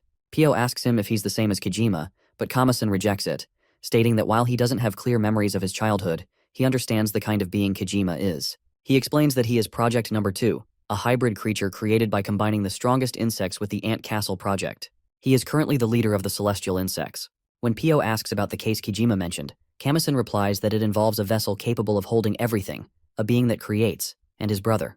The others are surprised by this, and Pio asks if he can lead them to the location. Kamison says he has called someone who knows the exact place and manages it. Just then, a senior man named Kim enters the headquarters, causing the workers to look up in surprise. Kim tells them he's here to see Kamison, and by stepping into the room, he stands by the door. One of the workers loudly orders everyone to stand straight because the CEO is arriving. To everyone's shock, the old lady, Jium, Kamison's grandmother, enters the room. She gently asks if anyone has fed Kamison yet. She greets everyone, and when a man named Kang comments that he heard she came to see Kamison, she confirms it and adds that he's her grandson. This thing surprises everyone, including Pio and Nan. At this moment, Kamison uses his ability to break the chains that were binding his hands. Seeing this, Nan activates her current magic, but Kamison tells her not to do, explaining that his grandmother would be upset if she saw it. Gum approaches with a smile, greets Kamison and asks if he has eaten anything. She then addresses everyone, saying that they've been through a lot, and she'll explain everything slowly, but they need to eat first. They sit at the dining table and begin their meal. Once they finish, Gum starts her story. She tells them that this all began 18 years ago, before Bug Reaper was funded, when she ran a restaurant called Golden Foods. One day, Kim came to her to discuss the sales report, but she was talking to her son, Xiong Tai, who worked in the police force and had recently been promoted. As they were talking, Xiong Tai received a call from another officer informing him about a murder and urging him to come quickly. He ends the call, and they both head out to investigate. Meanwhile, Gum tells Kim that she has always been worried about her son. She even suggested he take over the business, but he insisted on becoming a police officer, just like his father. As Kim explains the business details and profits, Xiong Tai arrives at the crime scene. He sees an insector who has killed his partner. Xiong Tai angrily fires at him, but the shots have no effect. In response, the insector kills Xiong Tai. When the news reaches Guillaume, she gets sad. Soon after, a man informs her that the autopsy results show that the injuries were not inflicted by a human. The only explanation is that Xiong Tai was attacked by a beast. Days later, Guillaume sits in her office and orders her assistant, Kim, to find the person responsible for killing her son, no matter what. At this moment, a man named Cheol enters her office and tells her that her son was killed by a bug, which shocks her even more. He shows her some pictures and explains that these bugs are called insectors. He explains that he is working on the Insector Countermeasures project and came to ask for Guillaume's support. She replies that she wants to find and kill the one who murdered her son, but she won't invest in anything without solid evidence. Cheol then calls someone in, and when the person enters, both Guillaume and Kim are shocked to see it's a red ant insector. Cheol reassures them, and when the insector transforms into its human form, they realize it's a girl. Cheol then tells them that the person before them is the hope of humanity and his daughter, the prototype of the Ant Castle project, number 0, and her human name is Gamey. He asks if she agrees now and adds that he will show her more details at his research institute. Gum follows him to an old building where Cheol is working on his projects. When they arrive, Cheol welcomes her inside. She notices pictures of various insects on the walls, and Kim informs her that Cheol is a renowned entomologist, known worldwide for his expertise in ants, having discovered dozens of new species. Guillaume then asks about Cheol's daughter, and he explains that she is waiting to demonstrate her combat abilities, as she will be fighting insectors. They reach a training area, and Guillaume sees Gammy standing in the ring. Cheol summons another man from a cage, and Guillaume angrily demands to know why they are making a human fight. Cheol tells her to just watch, and as both Gammy and the man transform into their insector forms, Guillaume gets stunned by the transformation, and Cheol comments that this is the true nature of the insectors, and that it was such a monster that killed her son, Seong Tae. The fight begins, and with swift moves, Gammy strikes the other insector. Gum surprisingly asks if the countermeasure is to create the same kind of monster. Cheol responds that Gammy is different, and explains that the goal of this project is to create a being that does not harm humans, but instead considers only insectors as enemies, hunting and consuming them. He adds that the millions of ants living inside Gammy's body, using her as a host, are the ones that devour the insectors. He reveals that this is the result of the anti-insector ant model Red, a project he developed independently. As Gammy defeats the insector and her red ants begin to consume him, she suddenly starts feeling pain in her stomach. Gum feels concerned about her, and Cheol informs her that Gami is pregnant. This thing makes Guillaume angrier, and she strictly demands to know how he can use his pregnant daughter as a test subject. Then Gami steps out of the ring and tells Guillaume that her husband was also killed by an insector. She hadn't known she was pregnant at the time, and driven by revenge, she made a hasty decision. However, she doesn't regret it, because the future of her child is more important than revenge. She then asks her for help and Guillaume quickly agrees, but warns Cheol not to harm the child. She takes Gami home and cares for her gently while Cheol continues working on his new project.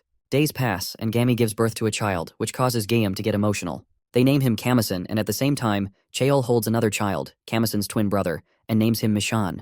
The children grow up, playing with Guillaume, who cares for them as her own grandsons. One day, when they are 5 years old, Michan asks her when their mom will return, and Guillaume reassures them that their mom will come back safely. The next day, a man approaches Guillaume and informs her that they've found the insector who killed her son. Gami calmly asks for his location, and the man replies that he hasn't left Jeju Island yet, and agents are still tracking him. Gami says she will go to confront him immediately, but Guillaume expresses concern and asks what will happen to the children. Gami tells her it's time to fulfill her promise. She adds that, thanks to Guillaume, the technology has advanced, and she's in perfect condition now, so she'll catch the insector and return safely. At this moment, she tells her something serious that a few days ago, while the kids are watching TV, Mishan insists on getting a tiger sword he saw on the screen. When Guillaume tells him they'll buy it another day, she's shocked to see Kamison create the sword with his ability, using the black ants. Gum realizes that his insector abilities have transferred to him. She then asks about Mishan, but Gami reassures her that Mishan has no abilities and is just a normal human. Gami apologizes for surprising her, but Guillaume assures her that as their grandmother, nothing about this news shocks her. However, she requests that Gami return safely because she's worried about losing her. As Gami heads out to confront the insector, Guillaume, tired from playing with the kids, falls asleep. The two children, meanwhile, secretly slip away to where their grandfather is experimenting on another man. When they arrive, they see the man attempting to transform into a blue ant-man, but failing due to his lack of imagination. Then Jong, Cheol's assistant, tells the man named Choi that if he can't succeed in the transformation, he won't be number one. Choi refuses it and blames them for the failure, but Jong responds that they've done everything they can. The last step is up to him, and the transformation depends entirely on his imagination. As Choi leaves, the two kids approach him, teasing him for his failure once again. Michan tells him that he can't do it, but his brother Kamison can handle the ants. Choi is surprised, and the three of them step outside to test Kamison. Kamison easily creates a sword in front of them, leaving Choi even more astonished. He grabs Kamison and angrily asks how he can do this, wondering if it's something he inherited from his mother. Just then, they hear commotion as the other group members rush in because Gami has returned from the fight and she is badly injured. The kids quickly run to check on their mother and find some serious wounds on her body. At this moment, Gami suddenly collapses and shocks everyone around her. She informs them that they've finally captured the insector. Meanwhile, in a special room, Cheol and Jong tie the insector, a stag beetle named Dwell, with chains. They remark that it's the strongest and most dangerous insector. Gami is placed inside a glass box, unconscious from her injuries, while Guillaume and the kids stand nearby. The doctor explains that Gami's life isn't in immediate danger, but her condition is serious, and it will be difficult for her to continue working as number 0 in the future. Hearing this, Guillaume and the others grow more worried. Cheol enters the room, and when Guillaume apologizes for everything that happened, Cheol smiles and thanks her. He explains that thanks to her support, they've captured the dangerous insector, and Gami did her best in the fight. Cheol then calls for Kamison to follow him, but Guillaume stops him, asking where he's taking the child in this situation.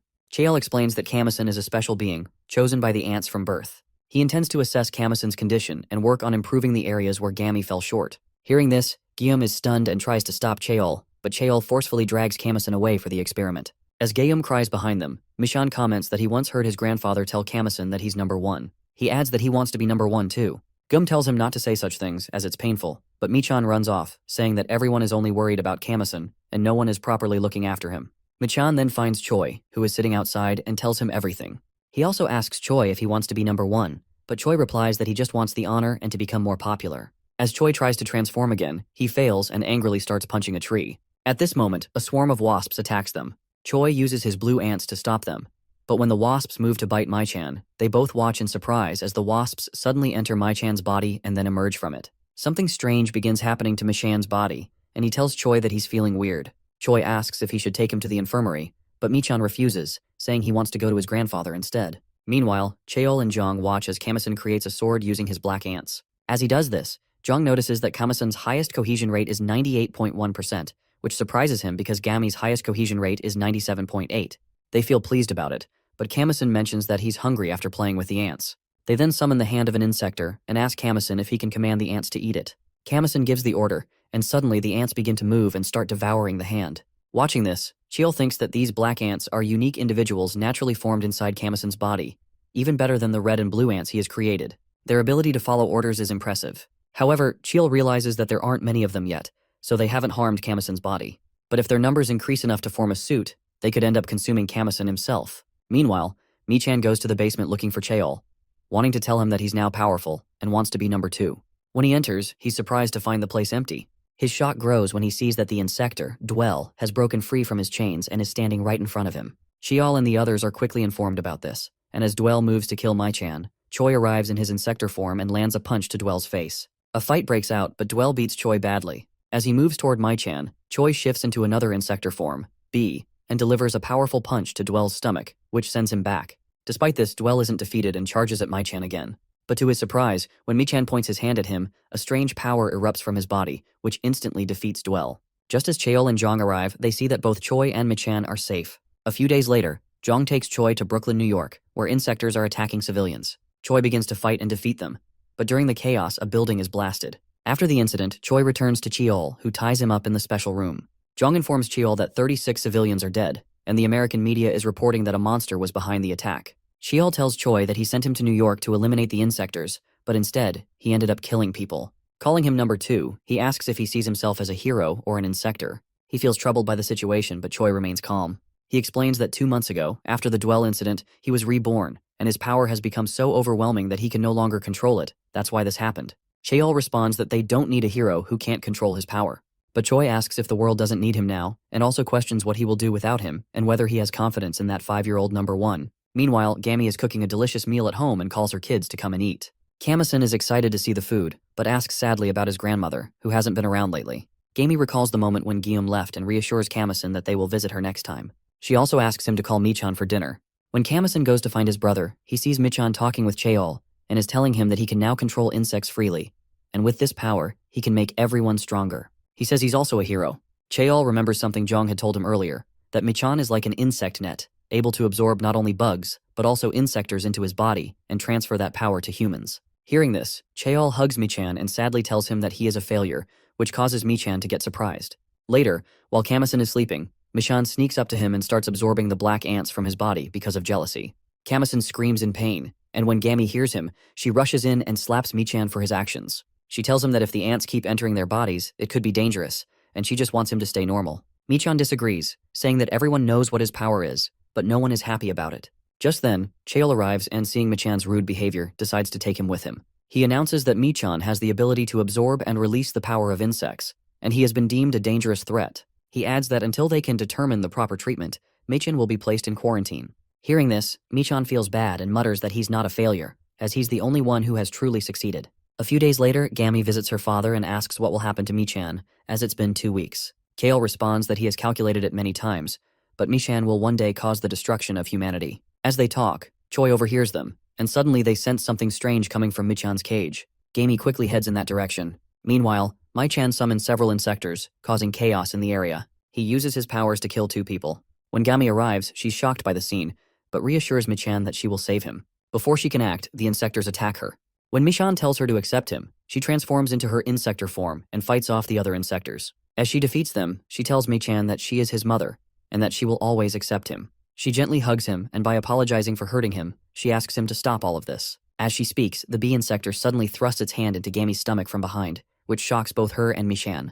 He angrily orders the insector to back off. Just then, Choi arrives, and together, they defeat the bee insector on the spot. Afterward, Michan starts crying as he sees his mother lying on the ground.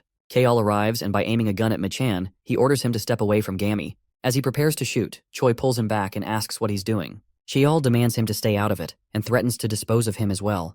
But Choi laughs and tells him to do what he wants. Then Cheol pulls out a remote and tells him that if that's the case, he'll dispose of him first. As he prepares to press the button, Choi suddenly leaps at him, grabs him by the neck and asks if he planted a bomb in his body. Cheol confirms it, and Michan recalls a previous conversation with Choi, where Choi mentioned that Michan's presence had awakened him into a powerful insector. Just as Cheol presses the button, something strange happens to Choi's body. Cheol explains that he had planted a new queen blue ant inside him and had just activated the attack order with the detonator. As Choi's insector form begins to melt, Michan steps in and uses his powerful ability. When the dust settles, Cheol feels relief and thinks that the danger is over.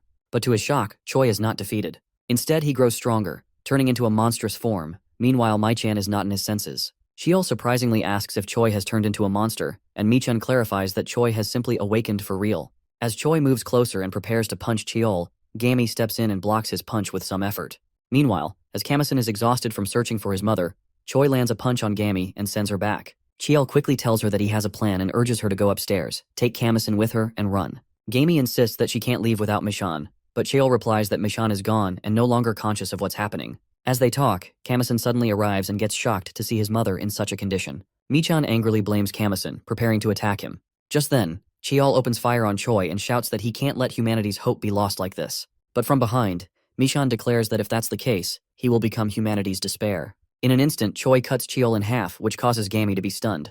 With his last breath, Cheol tells her to protect Kamison, as he's about to destroy the entire area. He presses a button and triggers a massive explosion that destroys the building. In the chaos, Gammy quickly shields Kamison with a protective barrier made from her red ants, but she herself doesn't survive the blast. After the explosion, ambulances and search teams arrive at the scene, finding Kamison and Michan alive, but they discover that Gammy has died.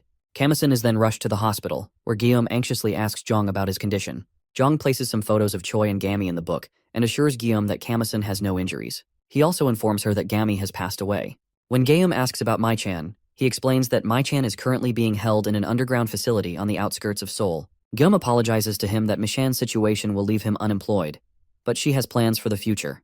However, Jong rejects her offer, explaining that as Cheol's assistant, he shares responsibility for the research and will now take care of Michan in the underground facility. Then Guillaume takes Kamison to the graves of his mother and grandfather, telling him that from now on, she will care for him like a grandmother. She also decides to sell her company, Golden Foods, and informs her assistant, Kim, that she has now created a new company, Bug Reaper, and he is the president since she is retiring. Now in the present, Guillaume sits with Pio and the others, explaining how the Bug Reaper came to be. After hearing the story, Pio understands why Kijima is searching through the Bug Reaper for the case. He then asks her about Kijima's location, but Guillaume responds that she came to tell them that, but first asks what they plan to do with the boy. She suggests that keeping him locked away would be the best option for everyone. However, Pio comments that if they do nothing, Bug Reaper will eventually be destroyed by Kijima's relentless attacks. As everyone struggles to figure out what to do, Kamison suddenly speaks up, declaring that he will handle it. His statement shocks everyone, and Nan asks if he plans to kill his own brother. Kamison responds that he's not going to kill Michan, but instead he will erase his ability. He explains that he's done something similar before, mentioning that it involved an artificial being similar to an insector. He believes that if the ants can consume the insect gene inside Michan, he can save him. Meanwhile, Sung and Yejin are still waiting in the car for Kamison to return. As they chat, they notice Gyun, the same man from before, comes there. They get surprised as Gyun throws bubbles toward the Bug Reaper headquarters security. When the security team touches the bubbles, they explode. Realizing what's happening, Yejin and Sung rush to the scene to fight him. At this moment, Kamison senses the presence of an insector approaching. A voice announces that an insector is destroying the outer wall of the headquarters, and 2 more insectors are standing nearby. As everyone prepares to fight, Kamison reassures Pio that the other 2 insectors are his friends. He tells Pio to bring the grandmother to Michan, and he himself will join them afterward. Meanwhile, Gun confronts Yejin and Sung, asking about their third companion. He also brings up the proposal he made to them earlier. The 2 reject it once again and firmly demand to know why he's here. Gyun responds that he's come to retrieve Kojima's lost arm and confirm the existence of the case. Both Yejin and Sung are confused, and Gyun adds that, aside from him, the entire Hexagon organization is on standby, ready to raid every Bug Reaper base in search of the case. At this moment, some of the group members rush in to fight Gyun, but he calmly remarks that he needs to finish his task quickly, as he hates being late for work. With that, he throws a bubble attack at Yejin and Sung, who immediately realize that the bubbles contain bombs and start dodging them. Explosions go off around the area, and both Yejin and Sung leap at Gyun. When Sung tries to punch him, he is shocked to see a bubble shield appear in front of his face. Gyun then transforms into his insector form and orders them to attack him all at once. Sung attempts to punch him, but Gyun swiftly moves aside and lands a powerful kick to his face and sends him back. Sung keeps attacking, but Gyun easily dodges every move.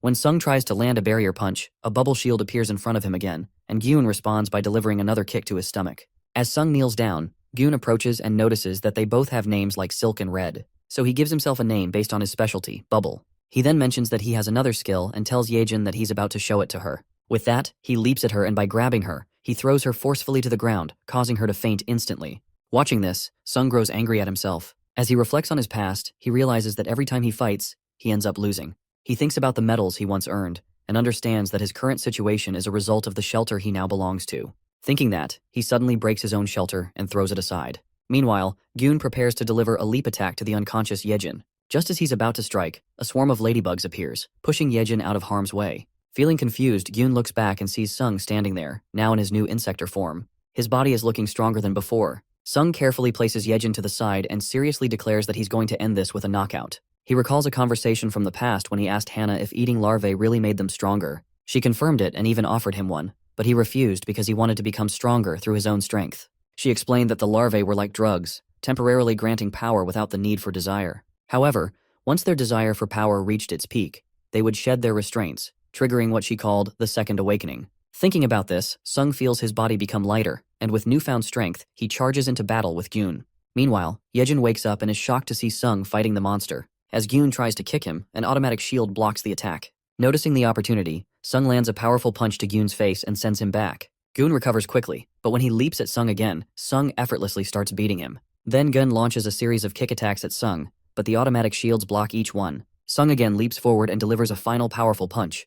The force of the punch drives his entire hand into Gyun's stomach, causing him to scream in pain. A blast erupts and Gyun gets defeated. Both Sung and Yejin feel relieved, knowing they've taken down the celestial insector from Hexagon. Just then, Kamison arrives and Yejin is happy to see him, but when she asks why he's so late, Kamison seriously orders her to get up immediately. She's confused, but before she can react, Hannah appears, and from behind Sung, she injects him with a powerful substance and congratulates him on his second awakening. He collapses, and Hannah apologizes, explaining that this was the only way to get her research recognized by him. At this moment, a massive swarm of insectors appears in the sky. Kamison informs Yejin that these are the larvae from Six Shot, now transformed into insectors. The bug reapers arrive shortly after, launching a rocket attack at the larvae. However, their numbers are few, and Tae asks about reinforcements. Sam replies that support has been requested from all regions, but everyone is facing the same situation. Tae orders the group to attack, and they begin firing. Watching the chaos, Yejin tells Kamison that they need to leave since the bug reapers have arrived.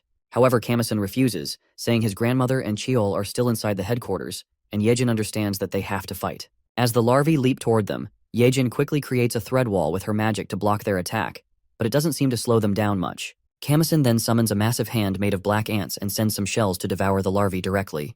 While they're focused on the battle, inside the headquarters, Choa continues to follow the lady nurse. Feeling confused, Choa asks where they're going since the shelter is supposed to be in the other direction. The nurse leads her to Research Lab 3, where Kojima's arm is stored.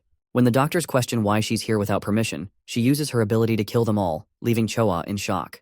The lady nurse informs Hannah through her earpiece that she has secured Kojima's arm and that the car will be leaving through the back gate soon, so Hannah should follow it. Meanwhile, the car carrying Guillaume and the otters drives out, and as Hannah watches it, she feels satisfied, commenting that they will soon discover the location. Inside the headquarters, the lady nurse transforms into her butterfly insector form, and Choa is shocked to see her. To her surprise, the nurse is none other than her school friend, Se-jin. She gently greets Choa, mentioning that she didn't expect to meet her here. Choa is surprised by her wings, and Se-jin explains that she is a rare specimen, one of the few larvae to develop individually among the many others, which is why she has become so strong. She reassures her that from now on, she doesn't need to fear insectors as Se-jin will protect her, and also that she has to come with her. Just as she says this, Jin arrives and throws a stick at her. Se-jin quickly dodges it, but the stick lands in the container holding Kojima's arm. Se-jin throws an attack, but Jin dodges it and launches a current-based attack, which surprises her. She is amazed that a human can fight with only one arm and leg. Just as Jin is about to slash her, Kamison steps in between and stops him. She also tells Se-jin to leave quickly, and Se-jin grabs Kojima's arm and escapes from there. Outside the headquarters, the group is struggling to deal with the insectors. Despite attacking them directly on their heads, the insectors aren't dying. Kamison manages to kill one of the insectors and quickly realizes the problem. He instructs the others to remove the larvae from the necks of the insectors and bring them to him. They agree to his plan. Meanwhile, Yejin, still holding the insectors with her thread magic, comments that there are still too many left. Feeling frustrated, she transforms into her powerful insector form once again and her hair grows stronger. Meanwhile, Guillaume and the others arrive at the location where Michan is being held. As they look around, Pyo and Nan comment that the place appears to be just an apartment. Gum confirms their observation and greets some of her workers, telling them to rest for the day's work. When Pyo remarks that there's nothing here, Guillaume tells them to wait a moment. She and Kim place their badges on the ground, and suddenly the ground slides open and reveals a hidden passage. Underground, Michan, tied to a chair, informs Jung that someone is approaching. Meanwhile, Se-jin arrives at the secret location where Kojima is staying, and respectfully hands him his arm. Kojima attaches his arm back and assures Se-jin that he will spare her life, ordering her to lead him to the location of the case. Back at the hidden place, Guillaume and the others descend, where Pio and Nan are surprised to find a hidden area beneath the apartment. Gyum comments that this is the first time she's seeing it herself and apologizes for the inconvenience. As she explains the situation, they continue downward. Kim tells them to take the elevator further down, assuring them he will come once Kamison arrives. They agree, and when they reach the bottom, Jung greets them and thanks Guillaume for her help during this time. He then leads them to the room where Michan is being held. Meanwhile, Yejin eliminates all the insectors and orders Kamison to consume the larvae falling from them. The ant shelters quickly devour them, and when Kamison commands them to regroup on his body, he transforms into a powerful antman, which surprises Yejin. He instructs her to follow him and moves swiftly. Yejin uses her thread magic to grab Sung and follows him. The bug reapers watch in surprise as they see the insectors defeated and the group escaping. Suddenly, Sam informs Tae that the insectors are coming back to life in human form. Meanwhile, Gyum feels emotional as Michan asks why she's so late. She gently apologizes, and Michan then asks if she brought others with her to kill him. Gum quickly denies it, explaining that the people with her are employees of the company he founded, and they are not here to harm him. She also informs him that Kamison is on his way and might be able to help him. Michan laughs and asks how a person with nothing but ants in his body could fix him. He adds that even though Uncle Choi tried many times to rid him of this cursed ability, he never succeeded. He firmly states that he has lived for 11 years chained up in a room, and even if the world changes, he refuses to be freed. As they talk, the wall suddenly breaks, and Kijima, Choi, enters who throws Kim in front of them. They are shocked to see this, and when Pio leaps to attack, Kijima slashes with his hand, causing a huge blast. Pio spits out blood, and they are stunned to see Guillaume also faint from the serious injury. At this moment, Kamison is on his way, and when he senses something bad has happened to his grandmother, he leaps forward quickly. Meanwhile, as Pio continues to fight, Kijima suddenly attempts to punch him. Pio dodges it, and when the punch is aimed at Michan, Kijima stops it just in time. Then Jong arrives with a robot that grabs Kijima in its arms. Pio and Nan quickly launch a current attack at Kijima. Jong orders Pio and Nan to leave immediately, and they escape, carrying Gyum and Kim. From behind, Jong comments that it's time to use Cheol's method. As he reaches for the button to destroy Kijima, Hana suddenly appears and stops his hand. At this moment, Michan is freed from his chains by Hana. Using his power, he transforms Jong into an insector, which surprises Hana as well. Meanwhile, as Pio and Nan exit, Nan tells him to take Guillaume and Kim to the hospital while she stays behind to fight Kijima. Suddenly, Michan emerges from the underground and asks about his grandmother's condition. As he speaks, he launches an attack at them, but they quickly dodge, and the attack collides with a bird. The bird transforms into an insector and starts attacking Pio and the others. When Guillaume falls from Nan's arms and the bird insector prepares to attack her, Kamison arrives and kills it on the spot. Seeing Kamison's red form, Michan realizes he is the same as the mother. Kamison approaches Guillaume, ordering Nan and Pio to take her and leave immediately while he stays behind to kill Michan. At this moment, Kijima leaps at him to attack, but Kamison dodges and they both engage in a serious battle with their powers. Kamison initially gains the upper hand, but his attacks don't seem to affect Kijima. Then Kijima counters with a powerful slash, and Kamison manages to dodge it, but the slash cuts through the entire building. Kamison grabs Kijima by his horns, but Kijima punches him and sends him crashing into another building. Kijima continues with more attacks and throws him to the ground. Doing this, he comments that he once wanted to become a hero and take his mother Gami's place, but he failed. He vows not to let Kamison become a hero either. He then slashes and cuts Kamison's head, but to his surprise, Kamison's human head emerges from the severed neck. As Kijima prepares to strike again, Kamison quickly forms a sword from black ants and thrusts it into Kijima's stomach, ordering the ants to devour him. The ants obey, and Kamison feels relief. However, he is shocked to see that the ants have only eaten Kijima's half armor. At this moment, Kamison is unable to move, and as Kijima prepares to deliver the final blow, Michan suddenly appears between them and stops Kijima's hand. Gripping Kijima's arm, he uses his powers, commenting that it's time to end this. He absorbs all the negative power from Kijima and defeats him. Then he turns to Kamison, holding the sword that he had made for him when they were children. He suddenly drives the sword into Kamison's stomach. Placing his hand on his neck, he declares that now he will take all of his power as well. Kamison orders the ants to attack Michan, and as they obey, something strange begins to happen between them. Meanwhile, Yejin holds Sung and searches for Kamison. She suddenly notices a strange light emanating from Kamison's apartment. As she focuses on it, a massive explosion erupts which destroys all the buildings in the area. After the incident, Kamison wakes up in the hospital, finding Pio and Yejin also there. He asks about his grandmother, but Pio nervously tells him that after the explosion, she and Nan went missing. Kamison is shocked by the news, and Pio reassures him that both the Bug Reapers and the police are actively searching for them. On the TV, the news reports that due to the Bug Reapers' efforts, the company has now received official authorization from the Korean government. Pio then tells Kamison that, even though he no longer has the power of the Black Ants, they still need his help. He asks if Kamison will join the Bug Reapers, as they are still capable of killing the insectors. Kamison feels a bit sad, but when he calls for his ability, he senses a single red ant still in his neck.